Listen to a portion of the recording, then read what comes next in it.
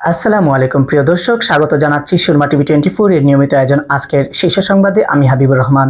শুরুতেই জানিয়ে দিচ্ছি আজকের দেশের শীর্ষ সংবাদগুলি। বিএনপি চেয়ারপারসন ও সাবেক প্রধানমন্ত্রী বেগম খালেদা জিয়াকে অতি গুরুত্বপূর্ণ ব্যক্তি ঘোষণা করেছে সরকার।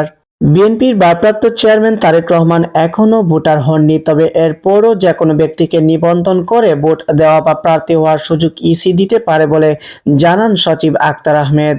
তারেক রহমানের দেশে আসতে বাধা নেই, থাকলেও সর্বোচ্চ সহযোগিতা করা হবে বলে জানিয়েছেন অন্তর্বর্তী সরকারের আইন, বিচার ও সংসদ বিষয়ক উপদেষ্টা ডক্টর আসিফ নজরুল। দুর্নীতি দমন কমিশনের সাবেক চেয়ারম্যান ইকবাল মাহমুদের বিরুদ্ধে আনুষ্ঠানিক অনুসন্ধানের সিদ্ধান্ত নিয়েছে কমিশন। দেশের ইতিহাসে এবারই প্রথম দুদকের কোনো সাবেক চেয়ারম্যান একই সংস্থার অনুসন্ধানের মুখোমুখি হচ্ছেন। দুদকের একজন ঊর্ধ্বতন কর্মকর্তা এ তথ্য জানিয়েছেন।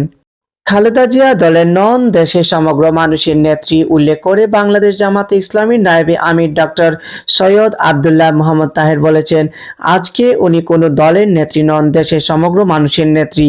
ওনার প্রতি আবেগ ভালোবাসা আমাদের আছে। আমি ব্যক্তিগতভাবে তার প্রতি গভীর শ্রদ্ধা জানাচ্ছি ও আরোগ্য কামনা করছি। বাংলাদেশ জামাতে ইসলামের পক্ষ থেকে ইতিমধ্যেই তার সুস্থতা কামনা করে আমরা অনেক প্রোগ্রাম করেছি। আমি আবারও জামাতে ইসলামের পক্ষ থেকে আল্লাহর কাছে ওনার সুস্থতা কামনা করছি। প্রিয় দর্শক, আপনারা এতক্ষণ দেখছিলেন আজকের দেশের শীর্ষ সংবাদগুলি। এবার থাকছে আন্তর্জাতিক সংবাদ। বিএনপির চেয়ারপারসন ও সাবেক প্রধানমন্ত্রী বেগম খালেদা জিয়ার সুস্থতা কামনা করেছেন ভারতের প্রধানমন্ত্রী নরেন্দ্র মোদী।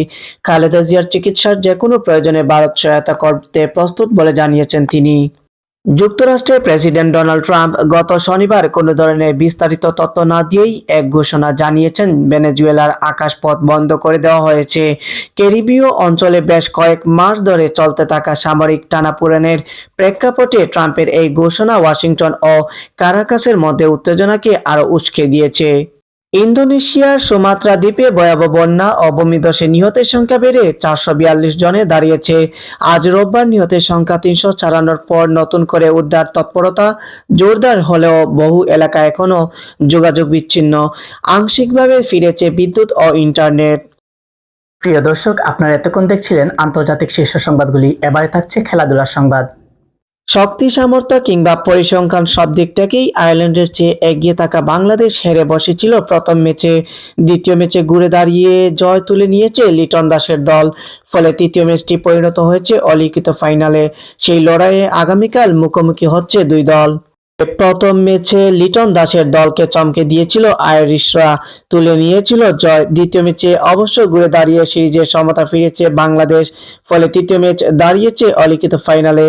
সেই ম্যাচে আবারও বাংলাদেশকে চমকে দিতে চায় আইরিশরা। প্রিয় দর্শক, আপনারা এতক্ষণ দেখছিলেন সুরমা টিভি 24 এর নিয়মিত আয়োজন আজকের শীর্ষ সংবাদ। পরবর্তী সংবাদ দেখার আমন্ত্রণ জানিয়ে আজকে এখানে বিদায় নিচ্ছি। আল্লাহ হাফেজ।